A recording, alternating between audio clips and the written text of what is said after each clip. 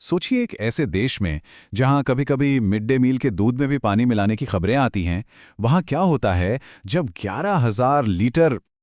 हाँ, सही सुना। 11,000 लीटर शुद्ध दूध, जो कि पोषण का एक इतना बड़ा स्रोत है।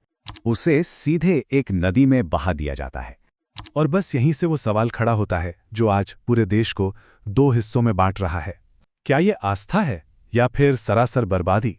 तो हुआ कुछ यूं कि हाल ही में मध्य प्रदेश में एक धार्मिक आयोजन हुआ और इस आयोजन के अंत में हजारों लीटर दूध पवित्र नर्मदा नदी को अर्पित कर दिया गया।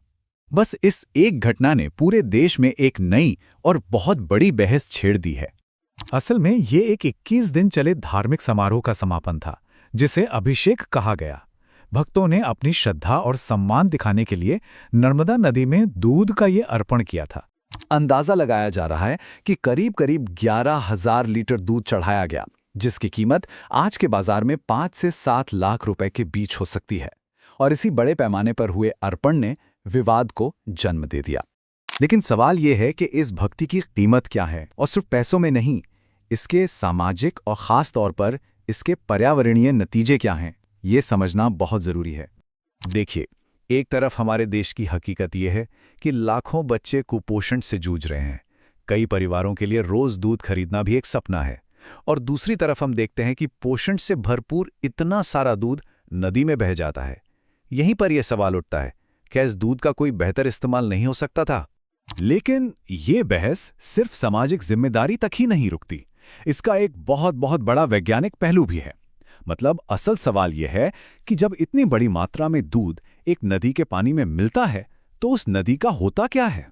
देखिए, साइंस बड़ा सीधा सा है। दूध एक ऑर्गेनिक चीज है और जैसे ही ये पानी में जाता है, ये वहां मौजूद बैक्टीरिया के लिए एक दावत बन जाता है। इस भोजन को पाकर बैक्टीरिया की आबादी में जैसे विस्फोट हो जाता है, वो बहुत तेजी से बढ़ने लगते हैं और इस पूरी प्रक्रिया में वो पानी में घुली हुई सारी ऑक्सीजन खींच लेते हैं। नतीजा, पानी में ऑक्सीजन का लेवल धड़ाम से नीचे गिरता है और बेचारी मछलियों और दूसरे जलीय जीवों का दम घुटने लगता है। और ऐसा मत सोचिए कि ये कोई अनोखी बात है जो सिर्फ भारत में हो रही है। पूरी दुनिया में इसके उदाहरण मौजूद हैं जो हमें बताते हैं कि जब डेयरी वेस्ट पानी में जाता है तो क्या होता है। चलिए, आपको अमेरिका के विस्कॉन्सिन राज्य ले चलते हैं, जिसे वहां डेयरी स्टेट भी कहते हैं। वहां कई बार ऐसा हुआ है कि डेयरी फार्म से दूध या उसका कचरा गलती से नदियों में बह गया और इसका नतीजा बहुत खतरनाक हुआ ये कि हजारों की तादाद में मछलियां मारी गईं। नदी के पानी में ऑक्सीजन का लेवल अचानक से खतरनाक हद तक गिर गया और ये बात साफ हो गई कि इसका कारण सीधे सीधे उस डेयरी वेस्ट से जुड़ा था। ये इस बात का जीता जागता सबूत है कि विज्ञान के नियम हर जगह एक ही तरह से काम करते हैं।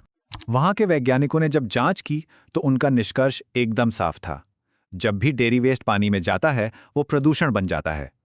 मतलब चाहे वो भारत में आस्था से चढ़ाया गया दूध हो या अमेरिका में गलती से बहा हुआ डेयरी वेस्ट, नदी पर असर एक जैसा ही होता है। लेकिन ये तो हुई विज्ञान और पर्यावरण की बात। अब सिक्के का दूसरा पहलू देखना भी उतना ही जरूरी है, और वो पहलू है आस्था का, सदियों पुरानी परंपरा का।